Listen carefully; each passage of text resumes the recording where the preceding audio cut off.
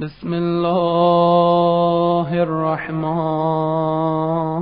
الرحيم. اعوذ باللہ من الشیطان الرجیم. بسم اللہ الرحمن الرحیم. اللہم صل علی محمد و آل محمد وعجل فرجہم. آج جس فقہی موضوع پر ہم آپ سے بات کرنا چاہتے ہیں وہ ہے مبطلات وضو، یعنی وہ چیزیں کہ جن سے وضو باطل ہو جاتا ہے. وہ 8 چیزیں ہیں. پہلی چیز ہے پیشاب. اگر انسان نے وضو کیا ہے اور وضو کرنے کے بعد اگر وہ واش روم جاتا ہے، پیشاب کرتا ہے، تو اس سے وضو باطل ہو جاتا ہے.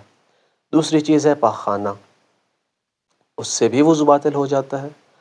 تیسری چیز جس سے وضو باطل ہوتا ہے وہ ہے یہ گیس وغیرہ ہو جاتی ہے اصل پیٹ میں، تو اگر وہ گیس خارج ہو جائے تو اس سے بھی وضو باطل ہو جاتا ہے.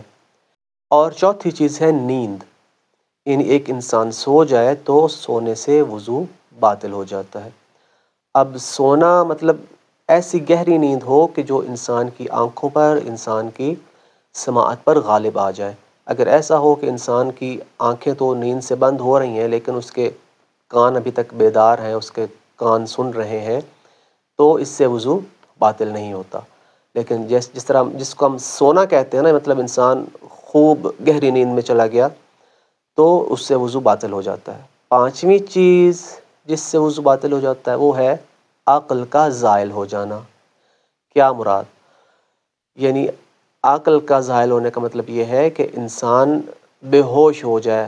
جس طرح مثلا ڈاکٹر نے کوئی انجیکشن وغیرہ لگایا اور انسان بے ہوش ہو گیا، اگر وہ وضو کی حالت میں تھا تو اس کا وضو باطل ہو جاتا ہے. یا اس طرح انسان اگر دیوانہ ہو جائے. بعض دفعہ انسان ٹیمپریری طور پر مجنون ہو جاتا ہے، یعنی کہ ہوتی ہیں ایسی بیماریاں کہ بعض دفعہ انسان اپنے ہوش و حواس میں نہیں ہوتا، جیسے پاگل جس کو ہم کہتے ہیں یا جنون جسے کہتے ہیں. تو یہ جنون اور دیوانہ پن بھی وضو کو باطل کر دیتا ہے. چھٹی چیز جو وضو کو باطل کرتی ہے وہ ہے استحاضہ. استحاضہ آ جائے، وہ کسی بھی قسم کا ہو، قلیلہ ہو، متوسطہ ہو یا کثیرہ ہو، تو اس سے وضو باطل ہو جاتا ہے. ساتویں چیز ہے جنابت. جنابت کے متعلق ہم پہلے ایک ویڈیو میں آپ کو بتا چکے ہیں. یعنی انسان اگر مجنب ہو جائے تو اس کا وضو باطل ہو جاتا ہے. اور آخری چیز ہے حیض آنا، یعنی خواتین اگر ماہواری اگر انہیں آ جائے تو اس سے بھی ان کا وضو باطل ہو جاتا ہے.